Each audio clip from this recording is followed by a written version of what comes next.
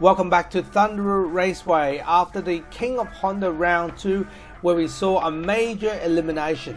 Today we continue with our very own arch enemy series round 2 as Holden continue their face-off with Ford and Team Momo's epic task to take on Team Golf.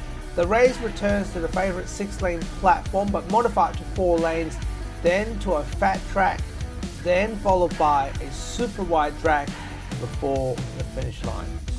First up on the race is this country's favourite, and that is the Australian V8 Championship.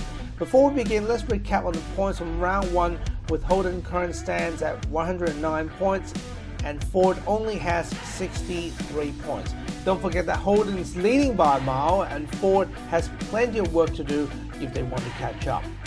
As the team gets ready to race, here are a list of the drivers and their cars.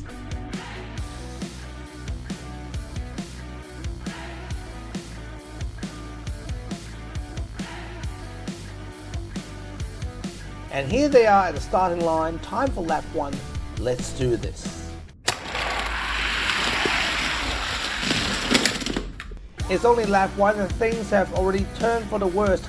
Holden is still taking a good lead as Ray Miller from Team Ford fell behind. Then he was pinned down by John Hansen and Justin Young. But Rodri Williams from Ford revenged by pinning Key Grant and snatched number 1. Time for lap 2. Can Ford overtake Holden completely or fall back on his lead?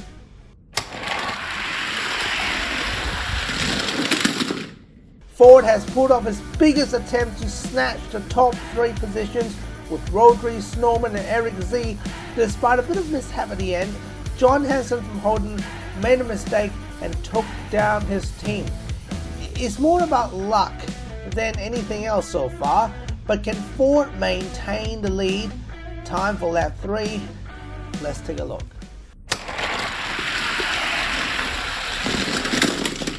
It's a major strategy move by Ford with Eric and Rodri fended off Holden so Snowman can get number 1. But then John Hansen managed to sneak in and get number 2 for Holden. Look, whatever that is, it was a brilliant move. But will it be enough to secure the lead as we enter the final lap?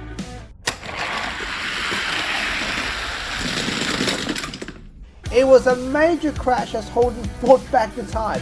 Snowman secured the win as John and Justin attempted to undermine both Rodri and Eric, but somewhat failed to succeed. With such a big crash, the ambulance were called in to check if Justin is alright. And obviously, it's a crash and burn moment for Justin because he just made it thanks to old Jeffy who pushed him into the finish zone, or else he would have been eliminated. And all that would have been for nothing. Time to check the points, and what a great effort from Team Ford, who have managed to close the gap all the way down to the wire of 7 points with 169 points in total. Team Holden only managed to lead with 176, and if it wasn't for John Hansen's good performance. Back to the pits where we can see Holden's team management are very concerned about Ford catching up, plus the near elimination of Justin Young.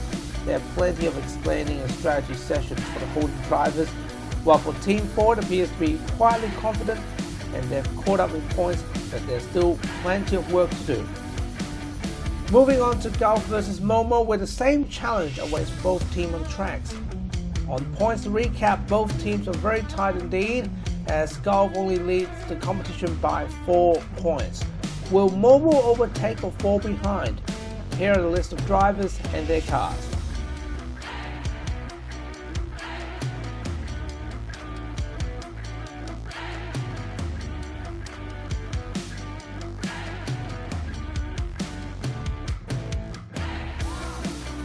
And here they are at the starting line for lap 1. Let's do this.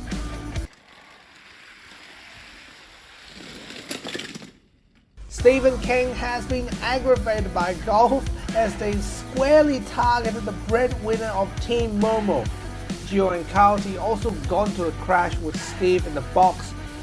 It was a risky move that has worked so far. Time for lap 2. Let's see, will it get worse for Team Momo?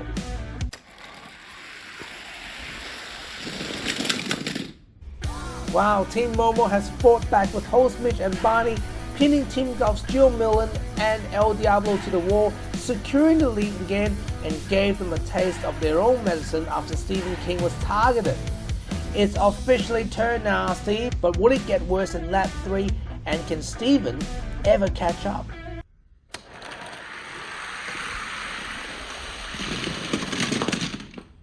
It was a demolition derby with Golf's best driver, Coyote, out of the race. Everything looks fine for Team Golf until Jill lose control, boxed in Josh and Barney before Coyote slipped through, crashed, flipped outside the finishing area. He may look like he went in, but the reality is he was airborne, so that was the last minute's mistake, which will cost Team Golf vital points as Coyote is out of round 2. Time for lap 4, and let's see, will this crash give any advantage to Team Momo?